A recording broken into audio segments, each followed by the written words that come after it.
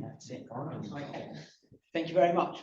I'd like to say a big thank you to not only the senior Reds, but the club and the museum and colleagues who are involved with all three aspects of the club for inviting us down here today to listen to what will be a fascinating talk by Roger, who I'll introduce in a moment. But just to give you a little bit of background as to who we are. I'm the chair and co-founder of the Football and War Network, which brings together football club historians, military historians who have an interest in football. And we've now partnered up with the Army FA, and we have Jill and Kate at the back there from the Army FA, and with the Western Front Association to run a series of events like this at different football clubs at all levels, whether it's league or non-league. So we're going to go around the country over the next 12 months and run a series of events. And on the tables and on the chairs, the WFA have kindly donated copies of the bulletin and stand to, so please take them with you, take them for friends as well. So, and we're really grateful to both the Army FA and the Western Front Association for supporting and sponsoring these events. We also have a mini exhibition here, which is part of the Army History Project that the three of us are, along with colleagues back at the Army FA, are involved in. And what we are aiming to do with the event series is actually to tell the history of the Army FA. And we are now in partnership with the National Army Museum to tell that story to a wider audience as possible. And this is the one of the first club seminars where we're actually running the exhibition alongside a talk as well. And coming on to the talk, I'd like to introduce my good friend and colleague, Roger Slater, who is a Willstone fan and is their chief historian, fair to say. Not only has Roger presented at a number of our seminars, he's a big supporter of the network, and we really thank him for all the work he does for us. Not only has Roger given talks about Willstone's history and the players who fought and made the ultimate sacrifice in both the First and Second World Wars, he's expanded his research, and today he's going to look into football and prisoner of war camps. And this is an ongoing project for Roger. It's been going for a number of years, and I feel it's going to be going on for a number of other years. So we may be back in a few years' time for an update. That's enough from me. I'd like to hand over to Roger to start his presentation. Thank you, Roger.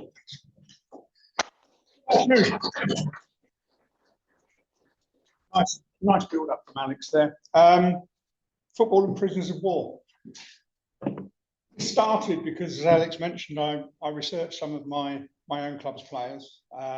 We sadly lost a guy in the Second World War, captured in Singapore. He died in a prison camp in Malaya. And whilst researching him, I got interested in other footballers that I came across that had been involved in the war, but specifically had been captured, held prisoner. There's been an incredible amount of scanning of newspaper archives online, the British Newspaper Archive, the Times, the Guardian, things like this. And I was astounded with the number of players and situations that I came up with information on. Everything from players or footballers that were captured, writing back to their clubs, asking for information on results, asking for copies of programmes to be sent to prison camps, asking for newspapers. There were appeals for equipment, boots, balls, because a lot of the camps, this couldn't be provided. And football had become quite a big part of recreation in the camp. I then got a little bit more specific. And started looking, there we go. It's the sort of thing I was picking up. One particular thing that sprung to mind is this thing on the right, if you do the next slide. The Boer War. Now, I never really thought about football in the Boer War. It was 1900, 1902. It seemed rather a long time ago, and it wasn't particularly well recorded. What I came across was this picture on the right, which I have here. It's a picture from a magazine called The Sphere. And it actually shows I think it's the Gloucester Regiment, who were guarding Boer prisoners in Sialkot camp, which is is now in Pakistan, was in India at the time. And it's the regiment playing football against prisoners they captured. It piqued my interest at the very, very least, because it wasn't something I expected to find, nor did I expect to find Boer prisoners that were actually held in Pakistan. It turns out actually that we had prison camps in Sri Lanka, in Pakistan, in India, in Bermuda. I asked Alex the question yesterday, where would you think that the British held Boer prisoners? And Rhodesia, Namibia, all the obvious places came up, but we didn't. We held them some distance away. They had a lot more freedom than you may expect in a prison camp. And that led to another find. And the find was that quite often, the prisoners of war that we were holding would go and play football against local sides. In Sri Lanka, particularly, they're from Echelon Barracks.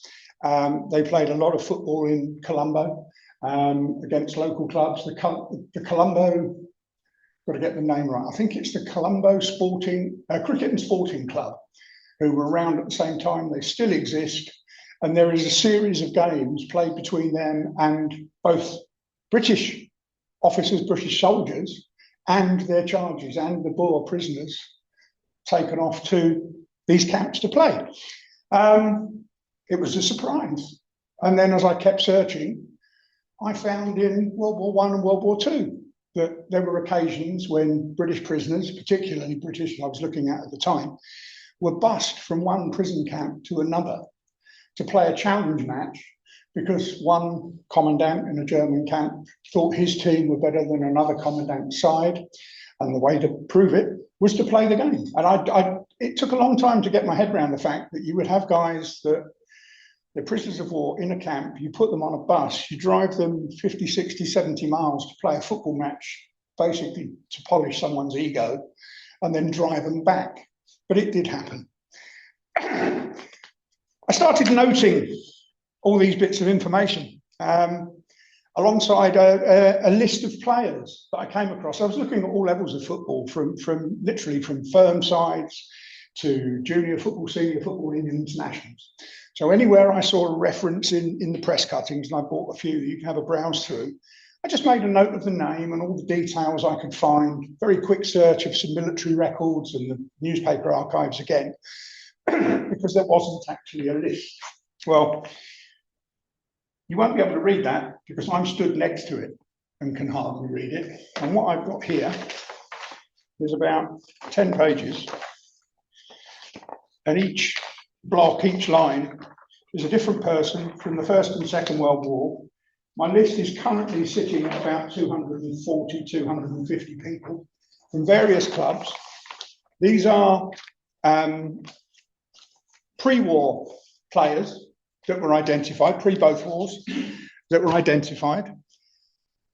They are people I found that played football in prison camps, because having a bit of time on my hands, I decided to delve into some of these names, which I'll come to in various shapes and sizes, if you like, as we go on.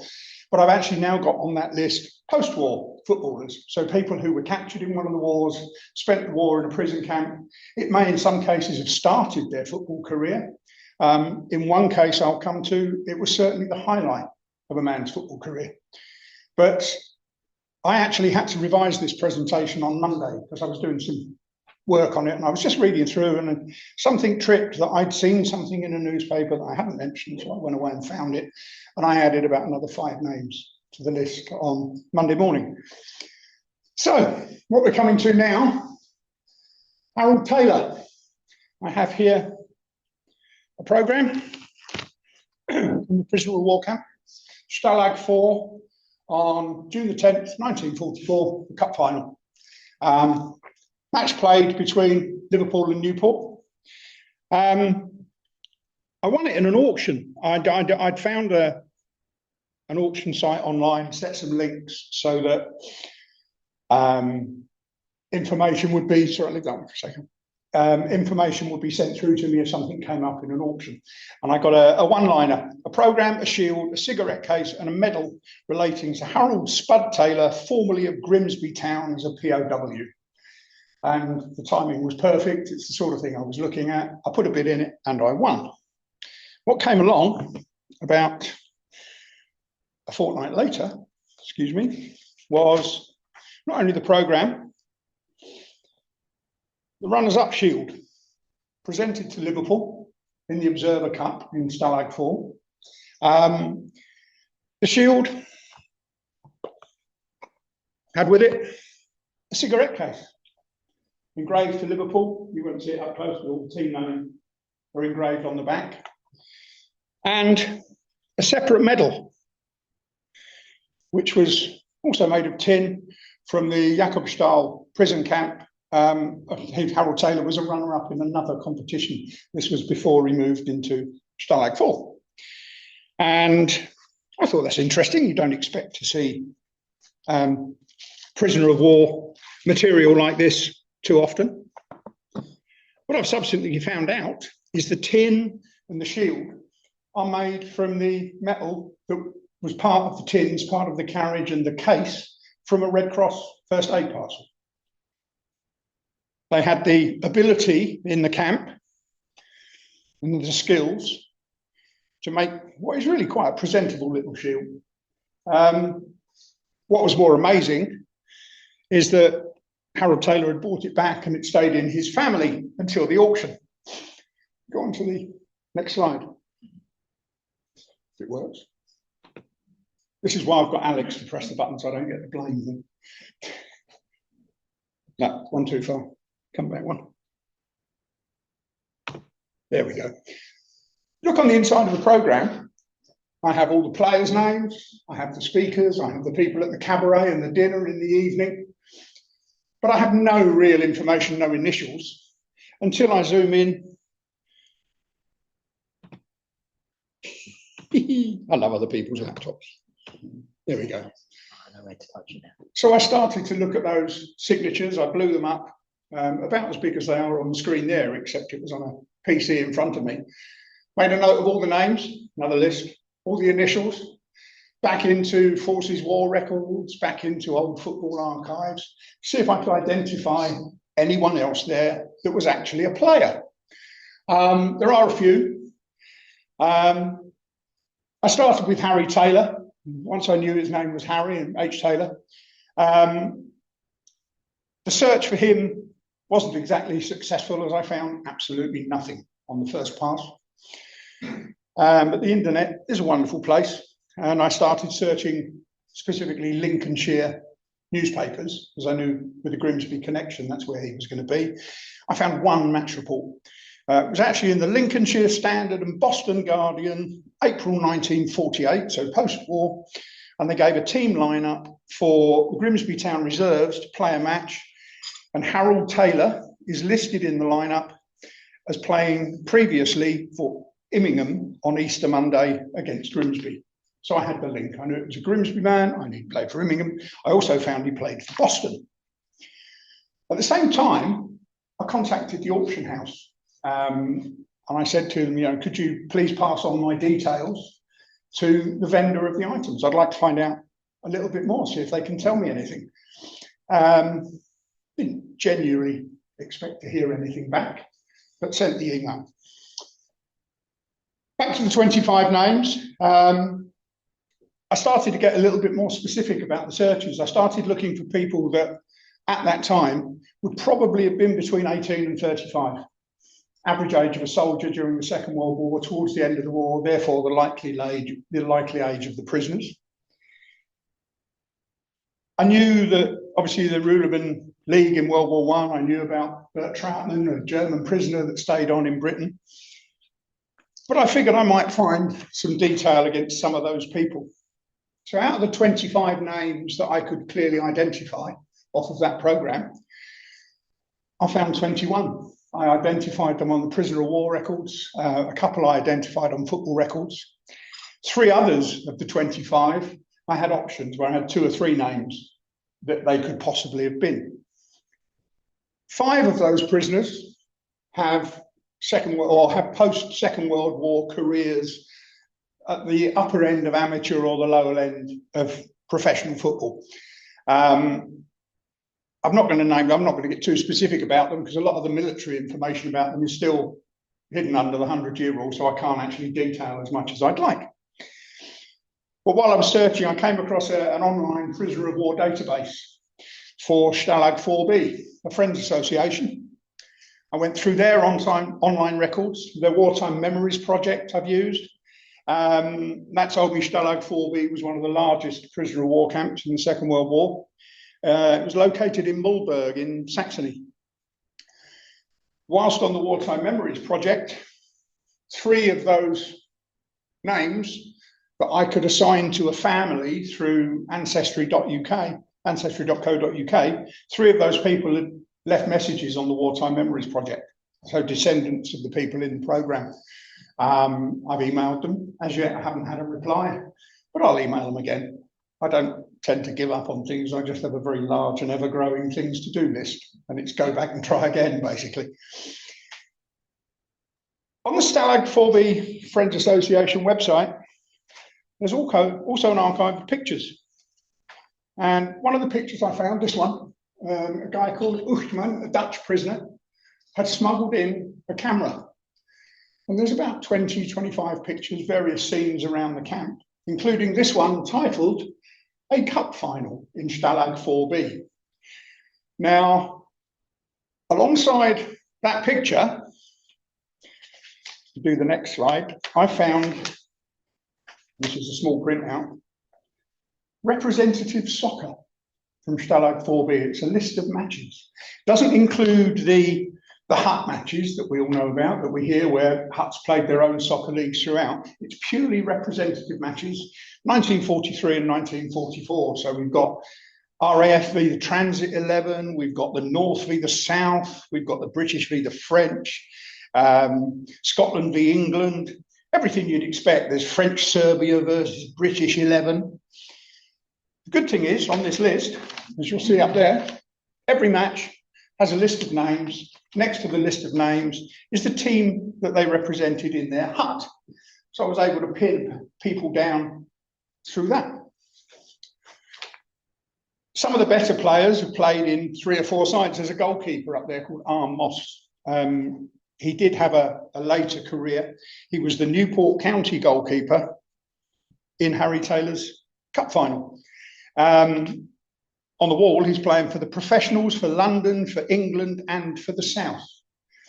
In amongst the fixtures, I'm not sure if I can see them straight off. There are a couple, there's one up here, June the 24th, more or less in the middle of the screen, amateurs versus professionals.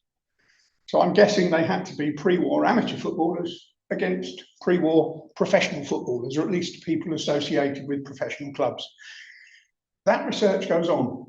I have a good friend in Italy who collects mainly English but European football histories. And he could probably do a good job of turning this into a library for you, should you ever wish. He has got hundreds and hundreds of books, a lot of which are out of print. They're old histories that have been rewritten, and there's nothing he loves more than a challenge. So a list of names and some dates, and away he goes. That's very much still ongoing. Purely because it's an immense task. But we are finding the people. The amateurs are a little bit more difficult because even pre-war professional players, if they weren't first team players, they were reserve players, incredibly difficult to find records. And thus the link to the Lincolnshire newspaper, that one snip of 11 names from Grimsby Reserves is incredibly valuable to me because it's honed me into a point. I thought that was as far as I was going to get. I had a list of names, work was going on, was still looking and finding.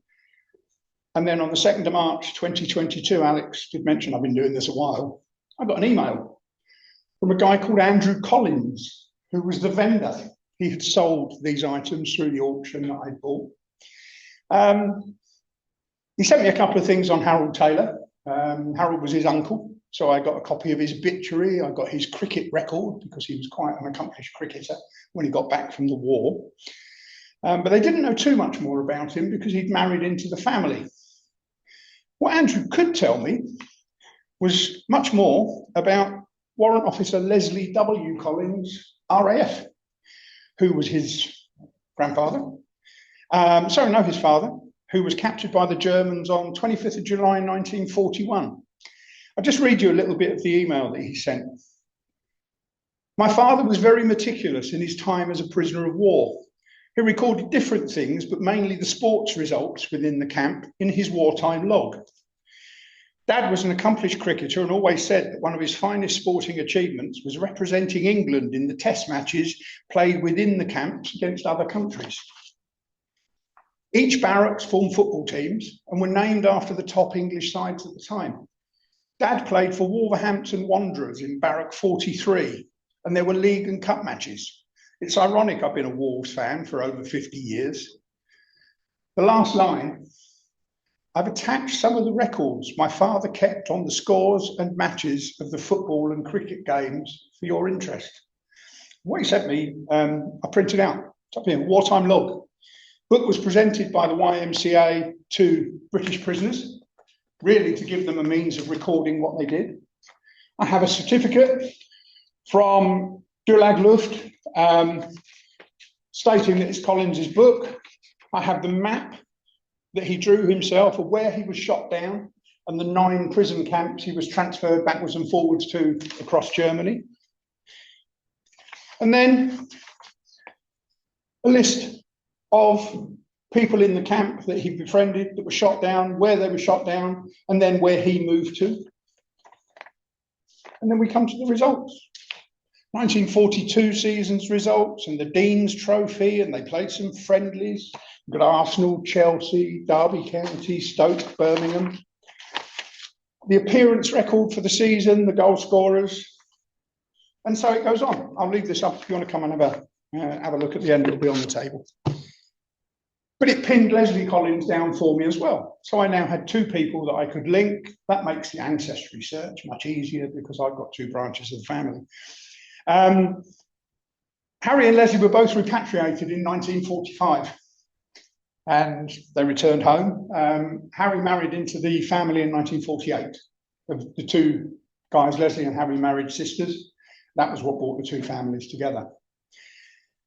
While I was digging away, go on again, I came across this picture and it's titled Leslie Collins Demonstrates His Soccer Skills.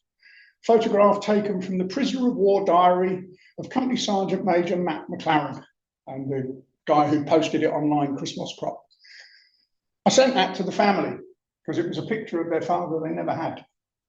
So I was quite pleased to be able to put something back into their archive from the information that they'd provided me.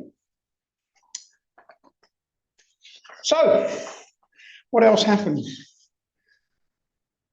Around the same time, I got tied into Twitter, or X as it's called, and I was just searching for things like war or prison, see what came up. And I came up with this. It's an email, a tweet online from a guy called Callum Bardsley. Came across this picture today. British soldiers from Birmingham in a POW camp about to play the German Guards. I love the Aston Villa official sign they created for it. And then right in the bottom corner, IWM, Imperial War Museum. From here on in, I should probably go once upon a time because there's a little bit of fact in this, but a hell of a lot of fiction.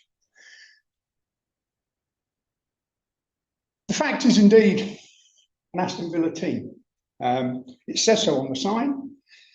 As I said, it's the Imperial War Museum's picture. Who am I to question them? Far better knowledge and information, access to information than I. So I looked on the Imperial War Museum website. I went through their archive. And to be fair to them, they titled the picture as the Aston Villa team made up of prisoners in Stalag 21D located near Poznan. The sign implies that they were from Birmingham.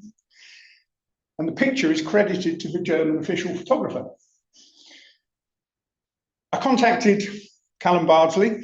He knew nothing more. He'd found the tweet online, just forwarded, sent it along. But about to play a team of German guards sort of piqued my interest, because I thought, well, we'd heard about that, wouldn't we? Especially when you dig into things. And as it happens, I know the Aston Villa club historian, a guy called Ron. I know him reasonably well. We've passed in various football arenas a couple of times. So I sent him an email to see what he knew about this match. And he knew of the picture, he knew the bits of the match. He pointed me at the Wikipedia site, that font of all knowledge that we love to hate. The Aston Villa history record is actually maintained by the club. And even this morning, it says their Aston Villa reserves or seconds team enlisted in the army and were captured at the Dunkirk evacuation in 1940. In December, in an East German camp, a German Guard regiment challenged British prisoners of war to a game of football, and the Guards were being defeated 27-0 when they stopped the game, only then learning that these prisoners were Aston Villa's second team. It's got to be true, hasn't it? Nah. Wikipedia references a newspaper, says it found the report in the Times. No, they didn't, because I followed the link. And the link takes me to reports of an air raid on Birmingham and office buildings on fire and such like. I could have given up, but not really in me to stop doing something. So I carried on digging. What I found was this. Manchester Guardian, Tuesday, December the 31st, 1940. England defeats Germany 27-0. See, it did happen. Berlin, December 1930. Team of German Guard regiment challenged a group of British prisoners, yada, yada, yada, 27-0, the Germans gave up. And then they learned these people were captured at Dunkirk. And right at the bottom, it's tagged, the strapline is Associated Press. So it was on a news feed. Just like today, if something goes out on a news feed, it goes to everyone. How come this was the only reference I can find to it anywhere? I've gone through radio archives, transcripts of programs around that date. I've looked at individual newspapers. I've looked at national newspapers. I've looked at library archives. Nothing. Not a peep.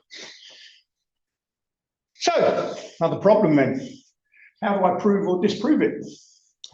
I like a list, you might have noticed. I sat online, I went back into the Aston Villa historical website.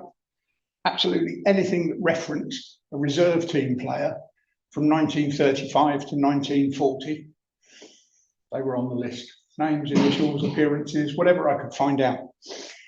I ended up with about 30, 35 players. Some from a Stoke newspaper where they mentioned a match report. Still hadn't come across anything else about the match. I went back into the British newspaper archive, couldn't find anything. Then I went on to the Birmingham Post and a couple of other West Midlands newspapers where they've got an online archive. I knew the date, I knew the era I was looking at. As I say, I ended up with a list of 30 people. I had no more information on the match, but 30 people that only played in the reserves. And then I started going through prisoner of war records against those names, those initials. Out of the 30 odd, looking for either missing or prisoner of war as a record, I found 5. Thankfully, 3 of them, happy to say, survived the war. They were missing, but they weren't prisoners of war. They were subsequently found in hospitals or whatever, returned to their battalions. There were a couple that became important because obviously I was looking for people that had been at Dunkirk, preferably about 15 of them if they're going to take a team of German Guards apart. But I didn't find 15, I found 2. And there were 2 guys that could have been at Dunkirk. They were in a pioneer regiment. They were certainly captured around Dunkirk at the right time. And very pleasing to me was they were in Stalag 21 at the same time, albeit they were in Stalag 21B, not Stalag 21D. Then I found this. This from the end of January, I think this came out. Yeah, end of January 41 from the Birmingham Post. Same again at the start story of a football match between German guards, British POWs, yada, yada, yada, all the bit we knew. And then the paragraph at the bottom. Mr. F.H. Normansell, chairman of Aston Villa, informs the Birmingham Post that he's heard of the story and he believes it to have originated in the imagination of the London correspondent of an American newspaper. So it doesn't really explain why nobody else picked it up, but it does tell me that it's probably a match that never actually happened. And it's a bit of nice, positive propaganda. Didn't really solve the problem. I wanted to know why the team was called Aston Villa. I wanted to know where the story came from. I wanted to know if these two guys that I'd found could potentially be the right people. So I went back to the prisoner of war records for both, in fact, all four Stalag 21s. I had initials. I had a J. Allen and a G. Hardy from the Aston Villa record. And I had a J. Allen and a G. Hardy in the Pioneer Corps. Searched back through ancestry and found that they were the right people. And it was a James, got to get these the right way around, James Allen and George Hardy at Aston Villa. And it was James Allen and George Hardy that were in the prison camp in December 1941. So they were there at the right time. They were actually in 21B Zubin. It's in Poland. It's not far from Poznan, which is where the picture purports to have come from. So a little bit more digging there through IWM records. And I find that throughout the war, the two camps were linked by Military Administrative District 21, headquartered at Poznan. So absolutely anything that was issued to the press, to the forces, would have come out with a Poznan stamp on the back, including that photograph. And possibly, therefore, the team would include these two guys, James Allen and George Hardy. Till the 100-year rule is up, I'll never know. I don't even know if I'll know then. I have to keep digging and keep getting closer. But for an interesting piece of fiction or propaganda, you have to wonder why someone joined 2 and 2 together and made 5 or possibly even 27. One day, if I do find out, I promise I'll come back and tell you. Okay, before we divert off into a couple of other stories, on the programme there on the left, I mentioned earlier about prisoners of war playing away games and such like. I don't own this programme. I do have a print of the front page, which I have here up on the screen.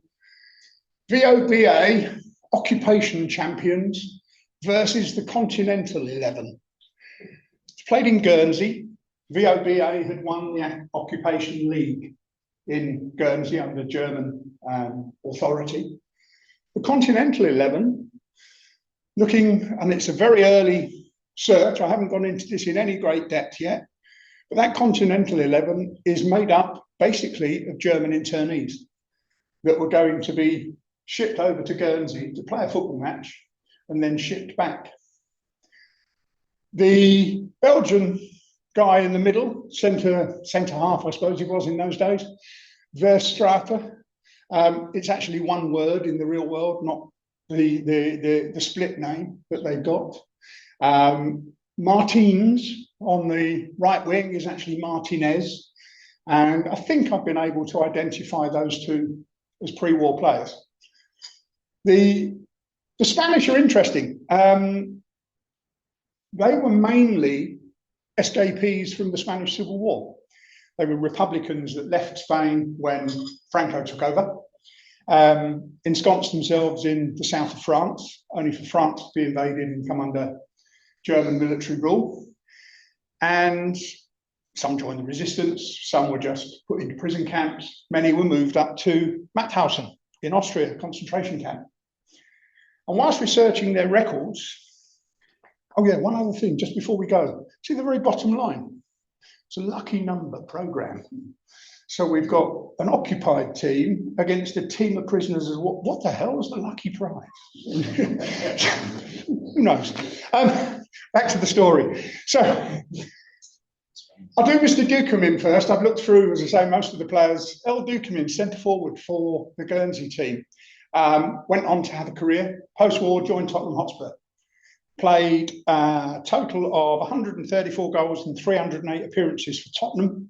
It was his only league club from 1946 to 1957. He won their first championship with them, second division championship in 1948-49. Went on and played for Bedford Town, Hastings, and finally Romford as semi-professional towards the end of his career. He was actually he was the gardener at an abbey on Guernsey during the war, and he was selected to play in the match. Whilst looking at Mauthausen to see if I could find any more of the Continentals team, I didn't actually find any straight away, but I found another man, and a Spanish second division footballer, and this is how the rabbit holes expand when you start on something like this. Got a guy called Saturnino Navazo. He fought as a Republican, as I said, many did. On defeat, had escaped to France, only to be held in a refugee camp. And then post the German invasion, he escaped. Joined a group resisting the Nazi advance in eastern France until June 1940, when he was captured. Like many of his compatriots, he was sent to Mauthausen, expecting extermination, as most of the people who went there were because of the nature of the camp. He was told that as a footballer, the commandant would be interested because he was a big football fan. And the result was that he started a football team. He started a number of football teams, in fact, in the camp. There were 7-a-side teams. He was allowed to start 8 teams. 42,000 people lost their lives in that concentration camp, but he had 42 that could play football. Just think on the numbers of that for a little while. 1945, he having survived there for nearly 4 years, a young boy, a German Jewish orphan, was brought to the camp. And Navazo told this young boy to say that he was Navazo's son, which he did. Some of the other prisoners backed up the story.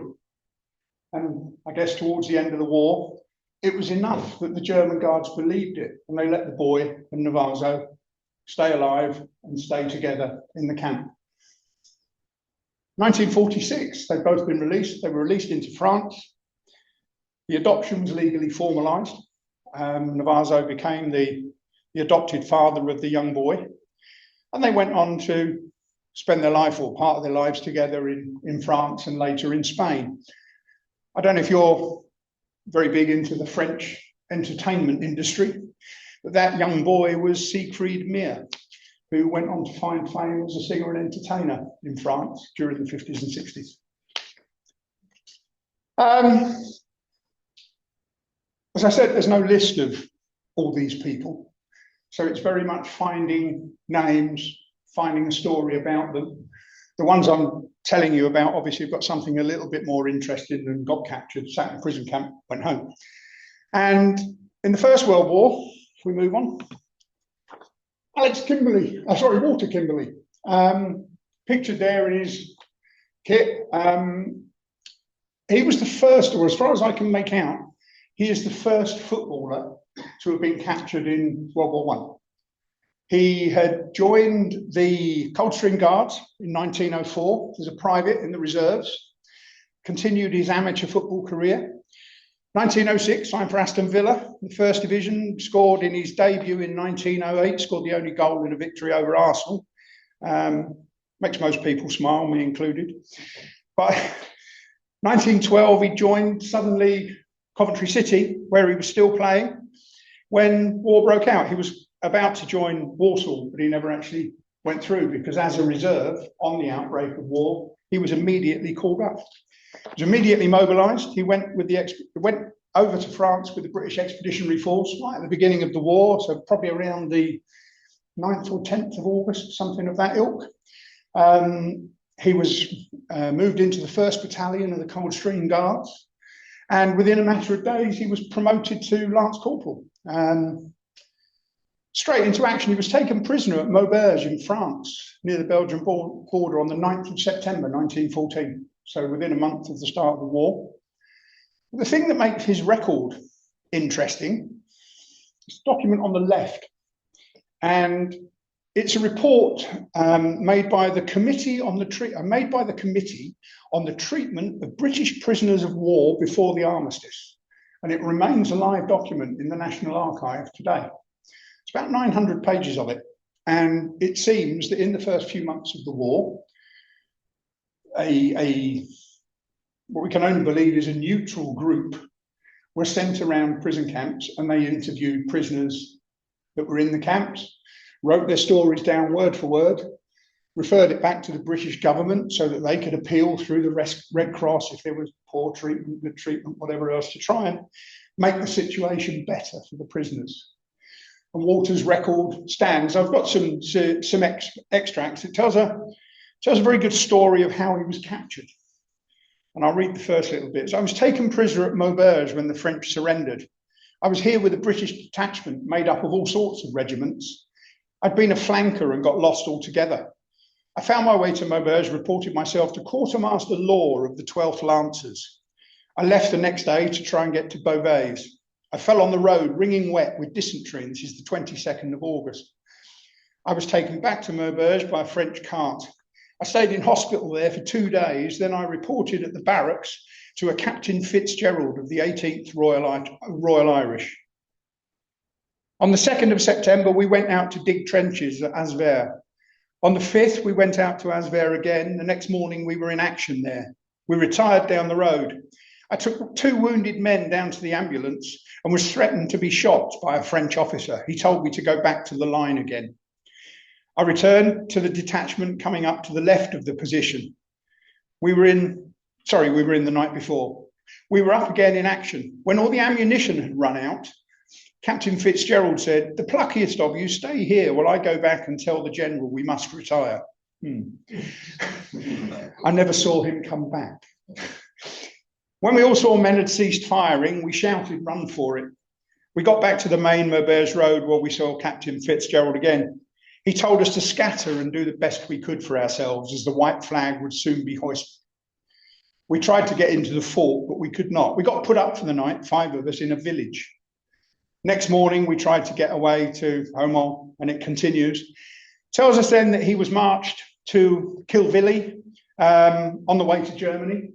They were pelted with fruit, with stones, with rocks by German soldiers and by some of the villagers as they walked through the occupied territories. They didn't get any food on a 4-day march. They were occasionally given water. 1 or 2 of the people were taken away during the transport. But if you've got an afternoon, it's a lovely place to have a read. It's a completely different aspect on the way you'll look at the war, because this is a record of people that were really there. Sadly, came ill with consumption while a prisoner.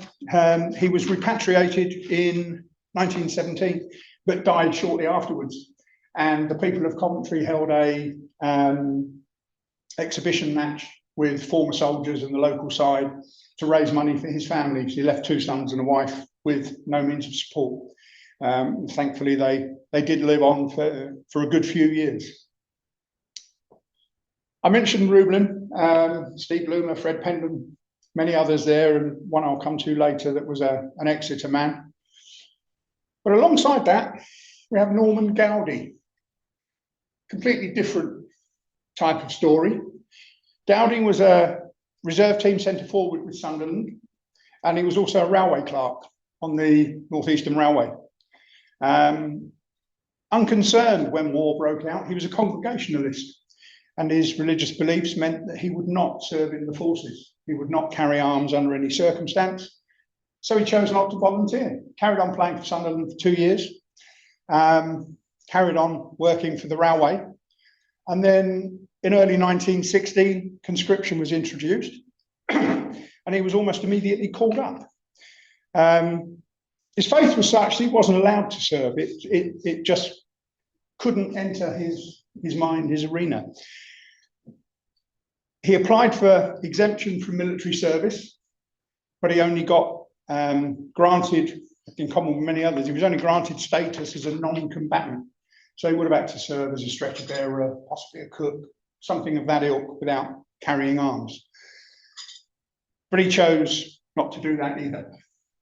So on the 20th of April, 1916, he was arrested by Jarrow police, charged with being absent from military service. He was fined 40 shillings and immediately stated he wasn't paying the fine. So he was remanded in custody to await military escort. On arrival of the military police, he was taken to barracks in Sunderland. He was forcibly stripped and medically examined, then forcibly dressed in khaki and marched to Richmond Castle in North Yorkshire as part of the 2nd Northern Non-Combatant Corps. They became known as the Richmond 16. And although that picture's taken a little bit later, I think 11 of them are actually in that group. The treatment of the 16 changed the minds of the public. In the very first instance, bear in mind, a lot of people had lost sons in the war, family members, husbands, whatever. And they felt initially that non-combatants, they weren't, should we say, highly rated. But then when the army was seen to be giving them what was considered un-English treatment, with beatings, with strippings, with public whipping, such like, the public mind changed. And there was a bit of an uprising, certainly in the northeast, about these guys trying to improve their condition, albeit as prisoners. Kitchener was under huge pressure because of the losses in the first couple of years of the war. And his solution to this was to ship these guys to Boulogne, to order them to unload a ship, at which point they would have refused to undertake a military order and therefore could be court-martialed. If they were court-martialed, there was every chance they would get the death penalty, they would be shot. So in the June, they went over to Boulogne. They stayed in Cinder City camp overnight, eventually housed at Henryville camp. They were told what was going to happen, that they would be ordered to unload this ship, and they were given 24 hours leave in Boulogne to make their own decision as to whether they would comply or whether they would not. And 15 of the 16 announced their intention to continue their steadfast objection to any form of service, including unloading a troop ship. So on the 13th of June, Gowdy and the 14 others appealed before a general court-martial, charged with disobeying in such a manner as to show a willful defiance of authority, a lawful command given personally by a superior officer. And that charge carried the maximum penalty of death. On the 6th of June, they were all convicted. On the 24th of June, in a very public show of law, they were to be marched out in Boulogne in front of remaining troops, and they were to be shot. But at the very last minute, Herbert Asquith, the Prime Minister at the time, he commuted the sentence to 10 years penal servitude. And the reason he could do that without embarrassment was that a matter of about 8 days before, Lord Kitchener had died. He was on a ship travelling to Russia to hold talks with the Russians at Archangel, and the ship sank with the loss of almost everybody on board. And it eased the way for Asquith to commute the sentence. They lived as prisoners. They were shipped around about 8 prison camps. That picture is actually taken on the right here with Gowdy under the arrow. That's taken at a camp in Aberdeen. They lived out the war till about 1919. They were finally released. They were never pardoned. But Gowdy's battles continued, albeit in a different way. He tried to rejoin his local cricket club, where he'd been quite a well-rated player. But the chairman of the club raised objections. They didn't want a conscientious objector in their ranks. He never got back into football in any way, shape or form. But he did write a book, 1922, titled The Courage That Brings Peace. And it's the story of his time in prison. He survived, he lived until 1955. But again, an interesting, different aspect of prisoners of war, perhaps. And a slight link to the next man. It's where we get into the bribery side of things. And this is not bribing prison guards for equipment or food or peace and quiet. Excuse me. Barney Travers, on the left in his Sunderland kit, on the right in his Fulham kit a little later. In the middle picture is the football team in Saltow, prisoner of war camp. And he's the man on the front left corner in the striped shirt. I got that picture from his great nephew. I seem to be quite lucky when I find these people of being able to track down members of their family. His great nephew's in Melbourne, Australia. We've spoken a few times now, and he's filled me in with some details of Barney's early career. And I'm quite pleased to say that using Matteo again in Italy, I've been able to fill in some details of his later career. Successful centre forward, bustling style, hell of a shot on him. Quite a diminutive guy. As a centre forward at Sunderland, he stands 5'7" and he weighed 13 stone. He's quite a little bloke. He joined, excuse me, the Durham Light Infantry, moved around Dunfermline and Cambridge before they disembarked at Saint Nazaire on September the 9th, 1914, the day that Walter Kimberley was killed. Saw action almost immediately, fought at Troyes on the Aisne, subsequently Armentières, and in the First Battle of Ypres, fighting at Hooge, where he was reported missing, believed killed, 23rd of August 1915. It wasn't until the 26th of December that notification was received from the German authorities that he was in fact a prisoner of war, and he'd initially been held at Giessen, which was a hospital prison camp, because he'd been wounded. Subsequently transferred to Saltow, where he is in the picture. That picture, incidentally, was 1917 that this was taken.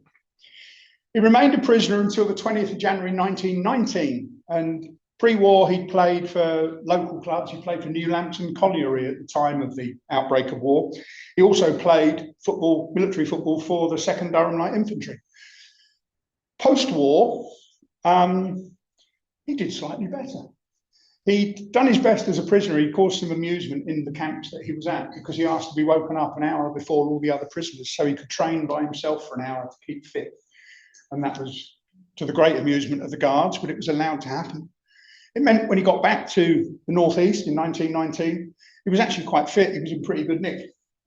And he started playing football. Played for Sunderland West End FC for about 6 weeks before Sunderland's manager, secretary manager, an Irishman called Bob Kyle, asked him to represent Sunderland in the Victory Cup, 1918 to 1919, which he duly accepted. He helped the club to the runners-up position behind Middlesbrough at the end of the 18-19 season. But he'd done enough that Sunderland offered him a contract for the following season. The local paper, there's quite a bit about him actually, the Sports Special Greenan, it's called, from the Northeast, and it's his style was quoted in the press as a reminder of his early days of army training, and he was surely jarring the nerves of any opposing goalkeeper. He had the habit of galloping down the field as if rehearsing a bayonet charge. There was no restraint about him. At this time, that was all quite positive in his football, but that was to change. Middle of February in 2020, he was transferred for £3,000, which was a record fee at the time, to Fulham. Sunderland were in the first division, Fulham were in the second, but they paid the record amount of money for him. He'd scored 28 goals in 63 appearances for Sunderland, and in the remainder of that season, he scored 11 goals in his first 16 games to Fulham. The end of the season, May 1921, he returned to the Northeast, where his intended wife was still living, and he married her. And he didn't come back to the south until the start of the season, while she stayed up in the Northeast. Start of 21-22, his record at Fulham was 11 goals in 13 matches. So 22 in 29, led the Derby Evening Telegraph to comment that he was obviously finding goals easier to score in the second division. Maybe that's not quite such a surprise. But on the 18th of March, Fulham were to face South Shields, rivals at the top of Division 2. The North Star correspondent Seasider reported on the match the following Tuesday. Fulham met their masters at Horsley Hill on Saturday, and the game was productive of the finest exhibition of football seen on the South Shields ground this season.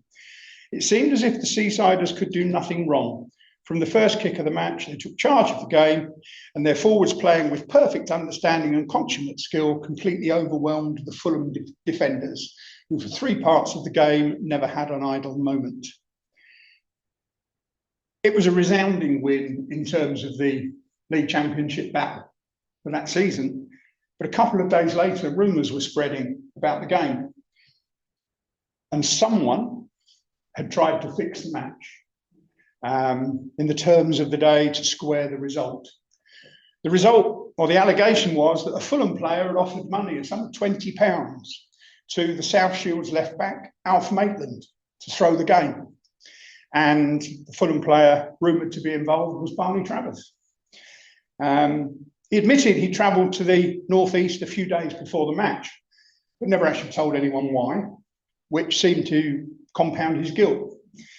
There was a joint Football League and FA inquiry, and after 14 days, Barney was found guilty and suspended sine die. And the sine die suspension would have carried through any other association that was affiliated to the FA. So effectively, most of the modern world would have prevented him playing football. One thing that's come to light subsequently, the FA hearing into such a serious matter lasted an hour and a half. They appear to have interviewed 5 people. And on Monday of this week, I found out where the transcript of that inquiry is, and it's actually being held at Wembley Stadium at the moment. So I've now got to find a way of getting into the archive at Wembley to find out exactly what was said. The reason I want to find out exactly what was said came to light through an ancestry search. I was just flicking through the family. Once I knew Michael, knew Barney, I could start to build the various steps.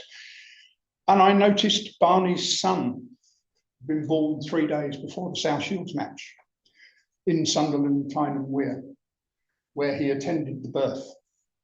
But he never declared that to the inquiry. No idea why. Maybe just to keep the family out of it. But whether it would have made a difference, I don't know. But a lot of the press coverage at the time questions why a single player from the club would have tried to fix a match, whether the club were involved, although they never owned up in any way, shape or form. So Barney was banned. But it doesn't end there, as you may expect. He didn't play for the rest of the season. But when I spoke to Michael, we do the next slide, spoke to Michael, he mentioned that they had a record that Barney had possibly played in Austria and also in Spain. So back to Matteo, my Italian multilingual friend, and he came up with that report on the left-hand side. Vienna schlagen Vivo SAC 1-0. The first Vienna beat a Hungarian side 1-0. And there's a report on the match. What the report says, just some extracts. Vienna beat Vivo ES AC 1-0. The federal president was just coming to terms with the ugliest phases of what was in and on itself a highly unpleasant game. The Englishman Travers, who was in the ranks of Vienna, naturally without being authorised to do so, had elbowed one of his opponents in the face. The Hungarian, incidentally the roughest player on his team, began to bleed profusely. A little later, the interest that had been shown in the Englishman's game from the beginning soon faded when it was seen that the good man had no intention of making any effort at all, but was merely confining himself to throwing a few rough shots at the opponents he faced to soften them up. So I don't think he was going to demonstrate his skills on the game, and he was eventually sent off before the only goal was scored. So a very short stay in Austria. He appears to have returned home. I couldn't find anything else on databases about him, except I did come across this picture, which says Field and Travers, and they're in Austria Vienna kit. Field, in fact, was another Sunderland player, one of his mates that had come up through the ranks with Barney and had gone overseas at the same time with him. Michael said Barney had also spent time in Australia, a forerunner of the family moving that way. So I went through some passenger lists of liners because I had nothing better to do. And I found him and his family. On the 21st of July, they left the northeast for London, then London down to Southampton, where they embarked on the Demosthenes under the flag of the Aberdeen line, and they were on their way to Western Australia, scheduled to arrive 28th of August. The next thing I found was that on the 5th of March 1924, they came back. They hadn't been able to settle over there, and they returned to the northeast. Whether that was because Barney had another job, or whether he got the job because he'd returned to the northeast, as yet I don't really know. Certainly the family don't, because the next part of this I found that they didn't know about. We found Barney as player manager of the Centre de Sport de Sabadell in Spain, but under an assumed name. Mr. Bernard Travers was now Mr. Barney Hill, which was his mother's maiden name, which is how we found him. Known as Mr. Barney, colloquially, probably so that his employers in the Spanish Football Association didn't actually find out that he was banned for life. He was in Spain for the start of the 24-25 season, and most unusually, he was invited to play for Barcelona. So the player manager of a local club appeared in a match for Barcelona. These two pages are a selection of Spanish newspaper pages which report on the match. If there's not 100 mentions of how well Barney played in those 4 pages, I'll be astounded. I'll read you a couple of little bits of the report. The match was against Atletico Bilbao, El Mundo Deportivo, on the 3rd of November 1924. The headline is how Barcelona's surprise team beat Athletic 1-0. Barcelona showed up reinforced with English professional players, and the reinforcement seemed to encourage the people of Bilbao, who played a magnificent match. In Buchan, and this was Charles Buchan, he of Football Monthly, who was also guesting, despite our efforts, we did not see any detail that would prove to us he is a player worthy of appearing in the first team of the champions of Catalonia. Ineffective at all in marking opposing forwards, he got tired of running without any positive results. And it leads on, the one we liked was Hill, Barney Travers. In the difficult position of the centre of the line of attack, finally, after a long time yesterday, we had the feeling that there was a complete centre forward on the field with all the inherent qualities. He shot on several occasions with extraordinary ease, but his shots were not always accurate. He achieved a personal goal after a beautiful individual play, which was only detracted, in our opinion, for having fouled Roos when he tried to cut his advance. We hope to see him play again to give our definitive opinion on what we judge to be an extraordinary player. He was about 28 at the time. As soon as he gets used to our attacks and the play of the rest of the team, we are sure he will fit into the Catalan side. And we believe that Sabadell, whose training he is in charge of, will know how to take advantage of Mr. Hill's knowledge. So he starred. A little bit further down on the second page, the attacks for the Catalans are more frequent than those from Bilbao, with Hill standing out as he leads the blue-grey advanced line better. And he scored the only goal of the game. Given the danger, Vidal, the goalkeeper, came out, but Hill passed the ball over the Bilbao goalkeeper's head, and it sneaked into Vidal's domain, earning Barcelona the only goal of the afternoon, the victory and an ovation. It was his only appearance for Barcelona.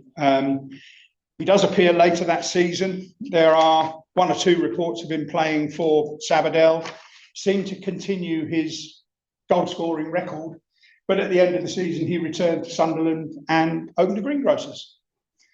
In 1945, he was pardoned by the FA with no explanation. Whether they'd found further information, who knows? It's not been declared, and I haven't found those records yet, but I will look. No announcement or comment. And when he was banned signed, I had made almost every national newspaper as well as many of the local and regional papers. His pardon I found in 2 newspapers, and it is literally half a column inch on an inside page, just to say Barney Travers, banned in 19 whatever, has been pardoned. He died in Sunderland in 1955. And to this day, the family do not know why he didn't tell the inquiry that the reason he was in South Shields was for the birth of his son. Perhaps we'll never know. Click on, please. A couple more. They get shorter from here. John Jack Thomas, Newcastle United. First World War player, played in the famous 1912 side at Newcastle. Often overlooked, actually, because in that same side was Donald Bell, who was the only footballer to win a Victoria Cross in the First World War, albeit posthumously. At the Outbreak Award, John Thomas volunteered, joined the 1st 8th Durham Light Infantry, fought in France. He was captured at Boutlier's farm during the Second Battle of Ypres in 26th of April 1915, and again confirmed as a prisoner of war a number of months later. His capture, like the Walter Kimberley story, a 36-hour journey from Belgium across to Germany in a cattle truck. Finally, for some reason, he was imprisoned with the French. And because he couldn't communicate, he thought the sensible thing to do was to learn French, which he did. He was quite a thorn in his captor's side in this French prison camp because he'd been a miner. So he spent the majority of his time in the camp digging a tunnel. But his luck was out because about 3 or 4 days before the tunnel breakout was due to happen, he was transferred. So he never actually got to finish it. Then he gets a bit boy's own. He was transferred to a new prison camp. And his family had sent a parcel via the Red Cross because they were allowed to send treats and things where they could. They sent him a cake. And in the cake was a compass. And he and 4 of the French guys cut a hole in the wire a couple of weeks later. And using the compass, they made their way to Holland and back to the UK. Took them about 3 weeks. When he returned to the UK, guess what? The British Army held him in a cell because they thought his escape had been aided by the Germans. They didn't believe the story about the compass, yada, yada, yada. Took him a while to prove that he wasn't a spy. And when they realised that he could speak extremely good French and he had very, very good knowledge of continental Europe, having walked across most of it to get home, they employed him as a counter-espionage agent and sent him back to work in the French docks for the rest of the First World War. He was later awarded the Meritorious Service Medal, and he survived the war, but never did resume his football career. The guy on the right, Geoffrey Woodward Jones, was a very rare double international. His football career began as an amateur with Llandudno Wales. Apologies to anyone Welsh, or anyone who speaks Welsh better than I. 1904 to 1906. And at the same time, he was playing for Manchester City Reserves. He was studying at Manchester Technical School. And then he went back home. He played in the Mid Wales League again. In 1906, he was selected to play for Wales in an amateur international versus Ireland. It was the first of his 2 amateur caps, both gained in matches against Ireland. And he so impressed Aston Villa that they signed him for a couple of years. Again, only played in the reserves. By 1910, he'd stepped down to what we would call perhaps semi-professional. He was playing for Northern Nomads in the Northern League, so he was still being paid, but not at the same level. And he represented Wales again. But this time it was a full international cap for the national team, a match versus Scotland. And makes him quite a rare double international, having played both amateur and professional football for his country. The thing that makes it a little bit rarer is he never actually played a first team game in professional football anywhere except for that international. So how does that one work out? His career finished in about 1912, took up medicine, joined the Royal Army Medical Corps, and he qualifies for my little speech this afternoon because he was captured in June 1918, saw out the war in a prison camp. But he actually returned to Wales and his medicine and died in Bridgend in 1976. We'll come a little bit closer to home. Three names here that I'm sure some of you, if not all of you, will be aware of. Percy Hartley, he's unique, or at least as far as I found he's unique. He was not because he was a retired footballer coaching in Belgium at the start of the First World War, nor that he found himself interred in the Rhulen camp during the First World War, but more because after the war, he continued his career in Belgium, in Holland, as a coach, only to get interred with World War II on the horizon. So he's actually a non-military person who managed to become a prisoner in both wars before he returned home. The centre, Ralph Shields, started his career at Newbiggin, Newcastle United, played for Huddersfield either side of World War I, private in the Royal Field Artillery, and the excellent Grecian archive tells me he joined Exeter in 1920. He later appeared for Brentford, Sittingbourne, finally Blythe Spartans. Slightly different story again. He served in the First World War, emigrated to Australia between the wars, and apparently he gave a false age on his enlistment into the Australian Army Service Corps for World War II. So he lied about his age to get in. He was captured in Malaysia, sadly died in a prison camp in Malaysia, and I believe he's on the memorial plaque in the ground. And the last one of this slide, Alec Wilson. The archive tells me he's a long-time statistician and archivist who gave much of his spare time when he was not working and when he was retired to compiling statistics and the history of the Football League. And his work also led to the history of Exeter City, which was published in 1990 by Breeden Books. He'd served in World War II. He enlisted just after the outbreak of the war in 1939, Wiltshire Regiment initially, Royal Sussex Regiment. Subsequently fought in El Alamein for Monty's 8th Army, where my dad in fact fought. And later that year he volunteered for the newly formed Parachute Regiment. He officially transferred to the 10th Battalion in May 1943, 10th Battalion Parachute Regiment, and took part in the invasion of Italy. Came back home, rested for a while, rested up, and then took part in Operation Market Garden, the Battle of Arnhem. And he was wounded and taken prisoner at Arnhem, imprisoned in Czechoslovakia until 1945. One more Exeter link. Cliff Bastin.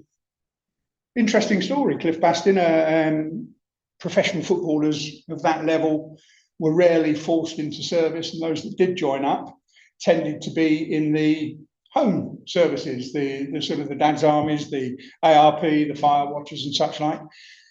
Cliff Bastin was profoundly deaf. Another reason he couldn't have been called up to serve, except he's a prisoner of war. He joined the ARP, Air Raid Precautions. He was an air raid warden and fire watcher in London. And most of this is the story told on the Arsenal FC history website, if you're obviously an Arsenal player in England international. The little press cutting in the middle mentions that the Italian media were reporting that the Mercurial winger had been shot down and captured piloting a Wellington bomber on a raid over southern Italy. Not bad for somebody in the ARP. It's an odd claim. Was it pure propaganda? If it was propaganda, it'd be everywhere. It's not everywhere, but I did find it. I spoke to Matteo again. I'm beginning to think he's more a slave than a friend, in honesty. And what he found was this: Correglia Emano, Gazzetta di Parma. He actually lives in Parma, so that was quite handy. He sent me an email with not only the front page of the newspaper, but a translation. And the column is on the left-hand side. A brilliant episode boasts our Albanian subactive hunt with a nocturnal action of exceptional daring, which fully thwarted an attempted attack on one of our Albanian airports. It was in fact an attack on Tirana airport in Albania, which was occupied by the Italians. It wasn't actually in Italy. So it goes on. On the night of the 15th, a sudden alarm. The hunters, Sergeant Major Pilot Penner and Sergeant Pilot Desideri jumped in their aircraft, rapidly gaining altitude. 2 Vickers Wellingtons aiming close to the airport were faced and machine gunned by the first shots that were reflected on board with deadly effect for the opponents. The English bombers lived by taking to fire. Pursued and violently attacked, they were both hit. Sergeant Major Penner shot down one, which fell into the hills of Kavaya. 3 crewmen were killed out of the 6, and the other 3 were taken prisoner. Among these, one was wounded in the leg and shoulder. The left winger of the English national football team, Cliff Bastin, who made his appearance in Italy on the occasion of the meeting between the Italian national team and the British one just before the war, and he scored a goal in favour of England. So there it is, black and white. The matriarch Bastin, in this capacity, was on board and wished to express his congratulations to the Italian hunter for the audacity and courage shown during the flight. An American journalist was also found, good Americans, an American journalist was also found on board the aircraft who, according to an information report, also sustained serious injuries. The last line, Sergeant Major Penner was awarded a silver medal in the field. The other apparatus, attacked by Sergeant Desideri, was also hit repeatedly, but managed to fly off. So I've now got an official record of the gunner that shot down the plane that Cliff Bastin was flying in when he was injured, but that official record's got to exist, much as it must be a piece of twaddle, until we found this, which is basically a list of honours and rewards from the Italian government during World War II, and this one's dated the 16th of March, the day after, in 1941. Top one says, valiant, bold and skilled fighter pilot who left at night from an airport attacked by enemy aviation, reached, attacked and shot down an enemy bomber in flames. So I actually have the medal record for the guy named as shooting down the plane in the story that we all know didn't happen. Got to keep looking, haven't you? So once more, I go on to the National Archive, where there is quite a good record of aircraft accidents and incidents and where planes were shot down. And I find this one, where Flight Lieutenant D.L.D. Willis, Warrant Officer Brett, and Warrant Officer R.H. Smith were the 3 survivors from the crew of 6. Their aircraft, missing, believed killed, aircraft failed to return from operational flight over Tirana, Albania, Wellington T1387, 37 Squadron, 16th of March, 1941. So there was a plane that got shot down. It was shot down by Sergeant Penner, who did get the Silver War Medal for it. All I can assume, and this is as far as I've got at the moment, is one of those 3 guys named at the top, being the survivors, was wounded and did enough to convince his captains that he was actually Cliff Bastin, the England international, who had scored in the match against Italy. I think the match was in 1936, 1937. So there we go. It's not the only example of things like this. There's a guy, an Aston Villa player from the 1930s, Eric Horton. Set-piece legend, apparently, in his day. Regular goal scorer from free kicks, whatever. He actually saved a POW's life without knowing. And slightly convoluted story because it involves a footballer. The POW was Eric Houghton, H-O-O-T-O-N, not H-O-U-G-H-T-O-N. He was a Brummie. Serving with the Durham Light Infantry, was from Perry Bar in Birmingham. Been captured by the Germans after a spell of fierce fighting on Anzio Beach in 1944. He, along with many of his colleagues, was held on the beach awaiting transport, they hoped, to a prison camp, but there was every chance they were going to be executed because it was quite a frenzied battle, and certainly the rules of war were less likely to be applied, shall we say. The Germans held a roll call, and Houghton, in his strong Brummie accent, gave his name, which was immediately misheard by the guard, taking the names, who thought he was the footballer, and they were big football fans. And in fact, Eric Houghton had played in the Aston Villa team that famously played in Germany in 1938, when the whole team refused to give the Nazi salute before the kickoff. So they were, shall we say, on the radar of the Germans at the time. And he was lucky. The guard was a football fan. He was even luckier that he was a stupid football fan. And neither had he got a good ear for a Brummie accent, shall we say. So Houghton managed to keep up the pretense. A number of the people around him agreed that he was the football player, and they were transported to a prison camp, and then to another, and to another, and to another. Because it was near the end of the war, wherever he was transported to, he never stayed very long. They kept moving him, and he never had to prove his football skills in the prison camp. So he survived the war by being someone else. Okay. Next one. Resourceful prisoners of war, not just British. Archibald Baird, played for Aberdeen pre and post-war, guested for Leeds. There's a lot more to his story if you dig a little deeper. He volunteered, joined up as the part of the Royal Army Medical Corps. As part of the retreat to Dunkirk, but missed the boat, quite literally. He ended up then escaping to Saint-Nazaire, where he got the last boat out of Saint-Nazaire to get back to the UK. He then was based up in Headingley, near Leeds, which is how he played for Leeds United as a guest during World War II. But he then went back across the water, North Africa. He was captured outside in Tobruk in 1942, when his field ambulance was surrounded by German tanks. Quite a sensible thing, I think, to give up in that situation. 18 months later, they were held in a camp in Italy by Italians. They were aware the Allies had landed in southern Italy. The relationship between the Germans and the Italian guards wasn't great, and the guarding of prisoners became a little bit more lax. So he and Harold Smith left their prisoner of war camp and made their way south.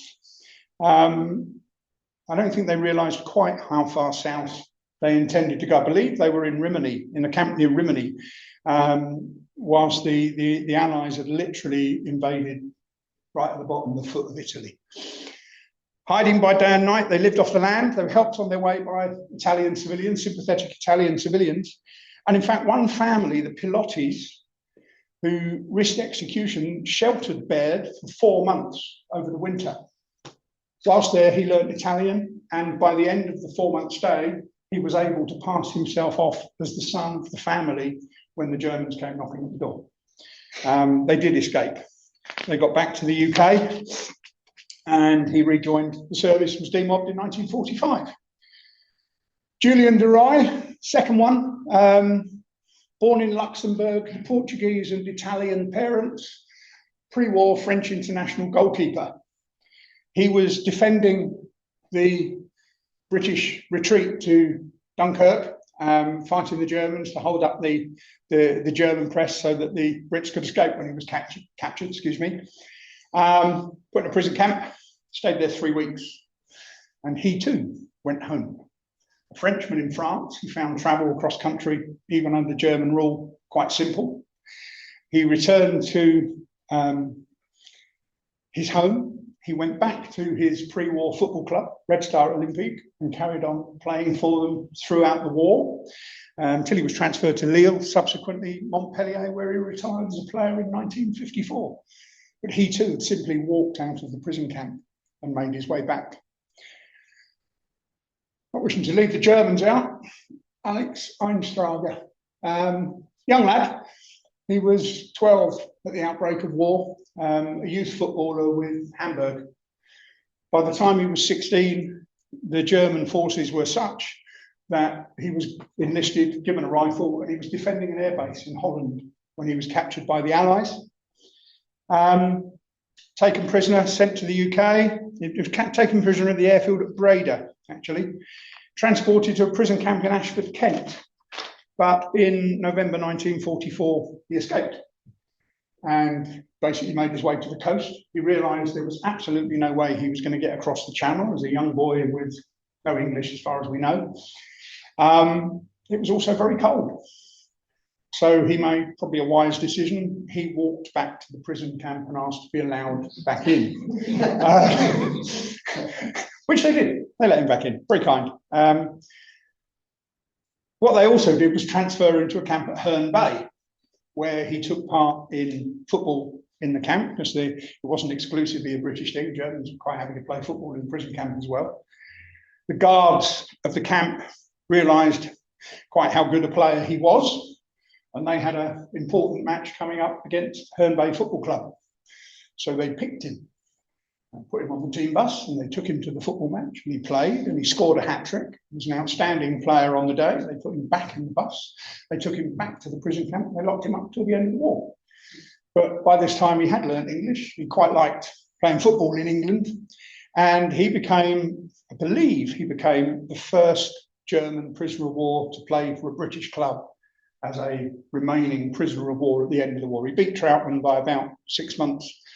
Although Troutman was playing, he was still playing as a prisoner and was playing under guard, whereas Einsteiger just joined the club, Trowbridge Town, played there for about 2 years before he moved to Bristol City, where he's pictured there.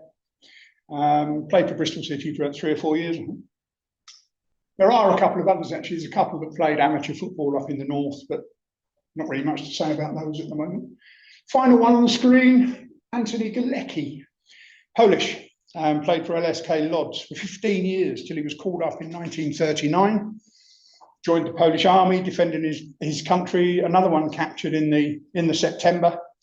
He was held in a prisoner of war camp in Eiger in Hungary. But midway through the following year, he escaped, and he made his way through Yugoslavia and across Greece and reached Palestine, where he was able to join up with the Polish Second Army. And he fought out the rest of the war with them. Dennis Kelleher, unusual in a number of ways, joined Barnet in 1936, left Barnet in 1952. He nearly didn't have a football career, as he was selected from youth or from junior football in Croydon, where he scored 333 goals in 3 seasons. His first day playing for Barnet, he turned up the ground and the groundsman wouldn't let him in because he refused to believe a 16-year-old boy could have been selected to play in the first team.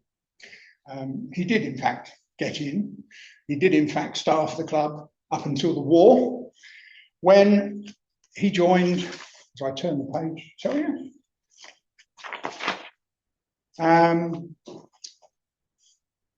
He joined the Royal Navy Volunteer Reserve, that's right, became a lieutenant of a motor torpedo boat.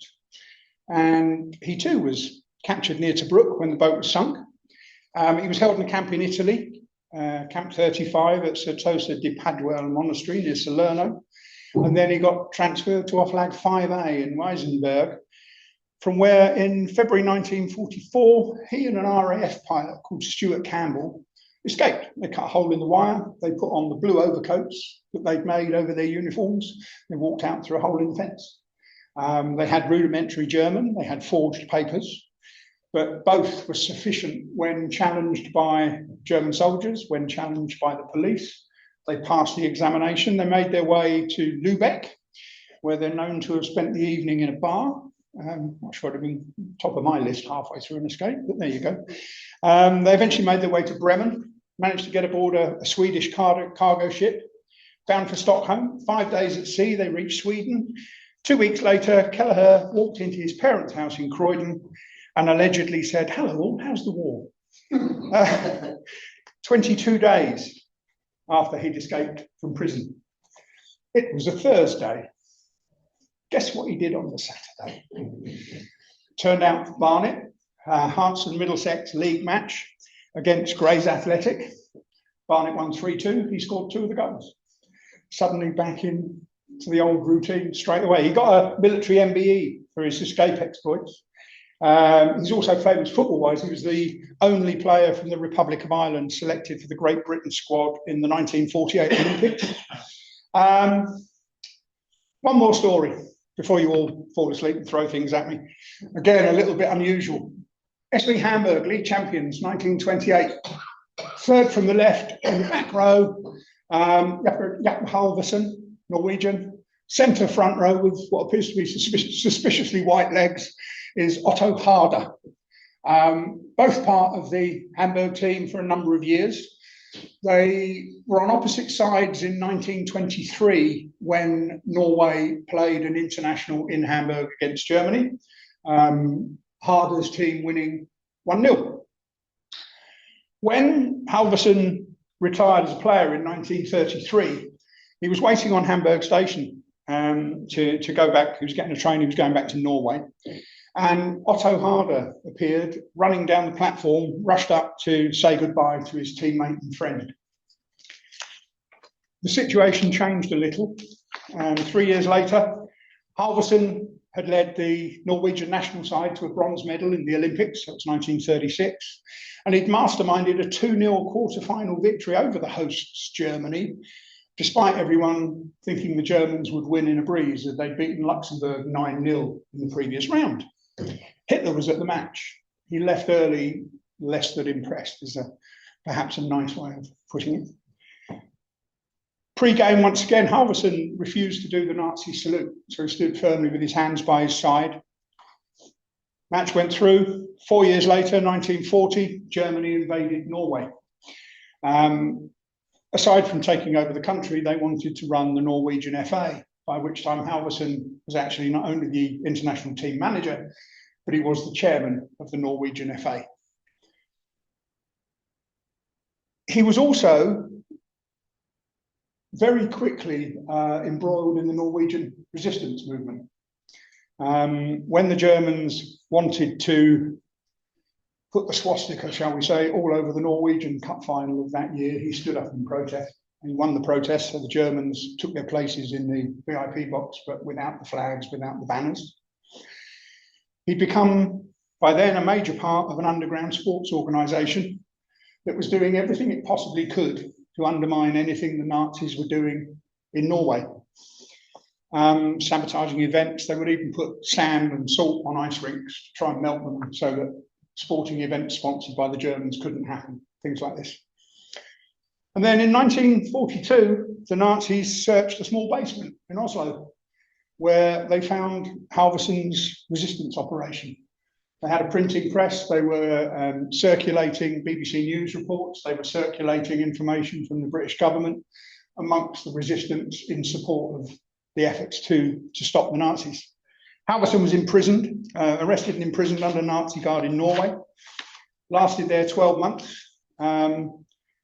But then he was taken, there was a Nazi plan called Nacht and Nebel, which is night and fog, a clandestine removal program whereby people that were in occupied country prison camps were suddenly disappeared back to Germany and to the eastern regions, often to concentration camps.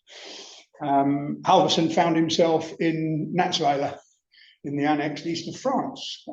Prisoners there had to work in a quarry or on road construction. But he was quite fortunate as a former footballer in Germany, as some of the guards knew who he was. And they treated him with a little bit more leniency than many of the other prisoners. That happened once more when he moved to a second camp. He became the spokesman for the prisoners and asked for more food, and the guards again acceded to his wishes. And 3 months later, he moved on once more, his final move, and he moved to the Neuengamme camp on the outskirts of Hamburg, where, of course, he'd lived and played for 8 years. It was a camp that was notorious. It was run under a very hard regime that had been introduced by the previous commandant, who was Otto Harder, his teammate from Hamburg. Once his playing career had ended, he joined the Nazi party. He'd risen through the ranks as a devout officer. He'd become 100% Nazi, if not 110%. He was so devout in his role. And in the Neuengamme camp, he was responsible for the death of 42,000 prisoners during the war. The regime was that harsh. Halvorsen fortunately survived. Was rescued by the Red Cross in April 1945. He was too emaciated and weak to be transported on one of the rescue buses, so they put him in hospital. At the end of May 1945, he did go back to Norway, and a few months later, he returned to the Norwegian FA as General Secretary, even travelling back to Hamburg in 1954 when Norway faced Germany in a qualifying match for the World Cup. He only lived a couple of months after that. She died in January 1955. We don't know, we can't find out whether he ever met up with Otto Harder again, but it is extremely unlikely, as he was tried at Nuremberg as a war criminal, was sentenced to 15 years imprisonment, and he died after 4 years behind bars in 1956. That, ladies and gentlemen, is the thought I shall leave you with for the afternoon. Thank you for your time.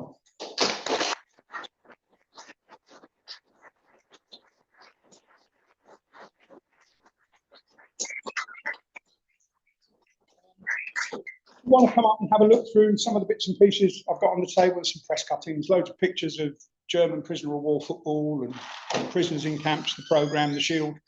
Please come and have a look, and if you've got any questions, fire away. Go out. Indeed. Oh, thank you very much for that superb presentation. The research that went into that was amazing, and it's still going. I really appreciate, and I think everybody else here appreciates the work that you put in and the way you put it across as well. So it was really, really enjoyable.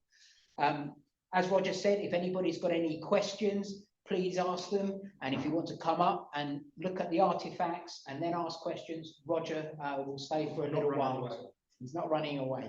That's it. So again, thank you very much for listening, and thank you, Roger, once again.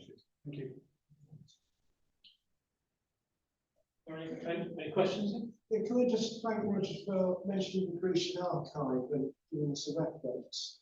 And just to say that you'll get acknowledgement when I get over to that, and I add the fifth Bastian story to his profile. I can give you the page out of the script if you want. I just checked it online whilst we're talking. We did mention that it was in the anarchics. Yes. But a few comments from me, really, just about how good a presentation it was. I was talking to a friend the other day. We're both the same age, and one or two people in this room, they started showing, I would suspect, they started showing football, interest in football in 1964, let's say 60 years ago. Yep. And we would have been stood there, our respective brands, next to people of the age that we are now. Yeah. And very interesting football would have been 1904 to 1964 at the time. And yep. It's just amazing the things that they were seeing compared to what we were saying. But I think the talk shows how important football has been to people all that time. And just that story, in the middle of war, started in 1941, important time of war, the story gets in newspaper about a 27-year-old football match. Yeah. There was a boat being dragged out of an aircraft in Albania, it closed big red plastic. There's probably another. I was saying to Alex last night, we met for a drink last night. I could, if we took the 4 headline stories, so the 2 I told at the beginning, the 2 I told at the end with Keller and Halverson and Harder. If you took those as a headline, I could probably put another hour-and-a-half speech about other things that I haven't mentioned today underneath each one of them. I've now got probably 600 or 700 press cuttings, and they are, some of them are astounding. Some of them are very fresh research, so I can't tell the story yet, but who knows, maybe a couple of years I'll come back and do another one of these. I only live up the road, it's not too far. And picture that famous Keller story, the press cutting, in the middle of the press cutting, it says, the game goes on. Yeah. Which it does, as there's an obsession. Yeah, definitely. And it is an obsession. I hate loose ends. And you know, there's a few loose ends in what I've told you, but they're in my to-do list, shall we say. Look forward to your return.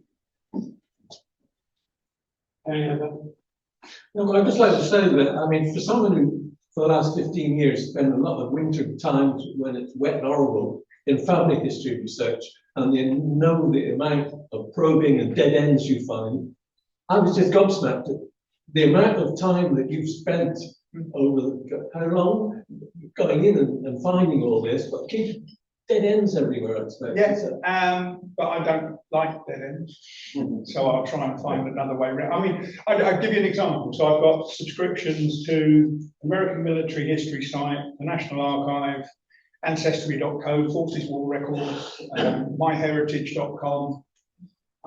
There's a French archive site I can't even pronounce the name of, but I've got references to. It probably cost me 400 or 500 quid a year just in subscriptions.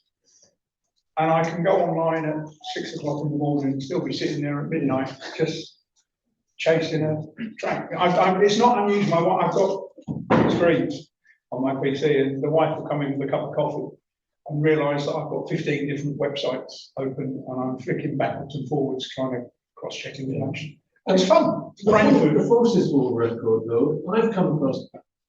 I've wanted to search there, but you've only got initials and surname. I find it so hard to be able to get. That's why I go back into Ancestry, into my. Well, I subscribe to Ancestry and I find my past, but that doesn't necessarily open those doors. I don't always get it. Sometimes it's National Archive. You can type prisoner of war name into the National Archive. Not complete records, but there's a very large chunk of recorded history on there. I've been up to Kew. I've sat and gone through some of the records that aren't online. I've sat there and gone through the paper. Yeah. I guess you just have to keep going.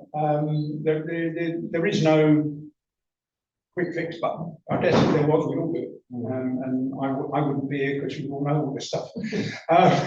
So it's just, I don't know, being tenacious, following a thread. One of the early things I did, and in fact, we've just done a blog on the Football at War website. I researched the history of the guys at Wiltshire Football Club lost their lives in the First World War. There were 11, and a couple of spelling mistakes, corrected those, that was easy. A couple of regimental errors, that was easy. Thought we got them nailed in 2016. And then published online on Wheelstone History site. There's a little booklet I produced. I got another email. A guy got hold of me through the club, and he was I think he was the great nephew of one of the people I'd identified. He said, "Oh," he said, "yes, you've got the date of birth right, but the date of death's wrong." And he wasn't in the Sussex Regiment, whatever. He was in the Royal Australian Infantry. I'm thinking, okay, he played one game for Wheelstone in 1911. When I'd done the research, I went back through the family records. It was listed on the Wheelstone War Memorial as CF Bird. His initial was actually CE Bird, so it was spelt wrong when it was put on the memorial. I had 2 CE birds born in Harrow, both within probably 2 miles of the football ground, 4 months apart. And they both died in France, one in October 1918 and one in November, actually going into December. He died at the Cateau in a clearing station. And he was the one in the British Army. One who died early was the Australian Army. I had nothing that told me our man had gone to Australia, so I believed it was the other one. And I believed it until I got this email. But I always say I'm not a historian, I'm a hobbyist. And I titled the blog that I've just done as History is Always Changing. Because I think the most important thing is if I find a fact that changes what I've seen up there and what I've said today, I don't hide it, I'll change it. Because I wasn't there, I can't tell you everything's God's honest. You get as close as you can. You have to be prepared, I think, to go with the flow a little bit. And sometimes you do go down rabbit holes and it's the wrong way. I've had an experience, start again. Best advice I can give. Okay, thank you very much indeed. There's plenty of things to look at all the way around for those who want to stop on and have a look. Roger, I'm going to repeat what Alex said. Thank you very much for coming out here this afternoon. I know you're fairly local, aren't you? Yeah. You took up the afternoon. Huge amount of research. Thank you for sharing it with us. Alex, thank you as well. You remind me again where you live. It's not around the corner. Suffolk. Suffolk. So you'll go anywhere for a beer. Yeah. So Alex is heading back home tonight. So thank you very much as well for your coming. Thank you for working the button so well. And thank you everybody who's come tonight today. As far as our next meeting regarding the senior race is concerned, it's the subject is Jimmy Giles, and it's based around the publication of his book is being cancelled, postponed, should I say, because of delay in publishing it. We now think the meeting will take place in the middle of October. So there'll be an email coming out as soon as we know exactly what date. Because we want to have the meeting after the book has been published.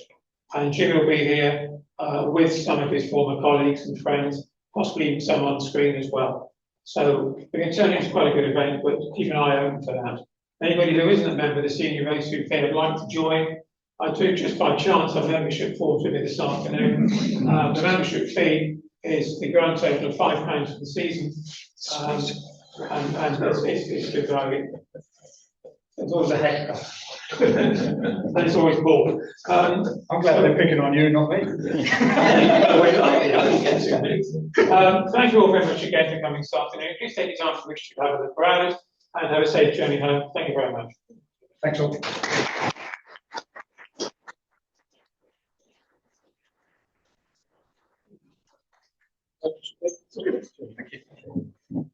I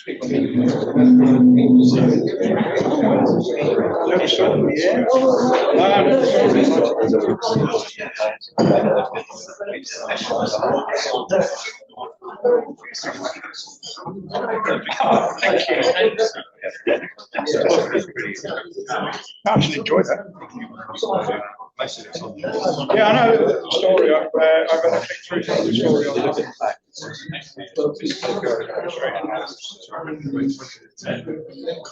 Yeah, it's amazing. I appreciate the research. It's astounding.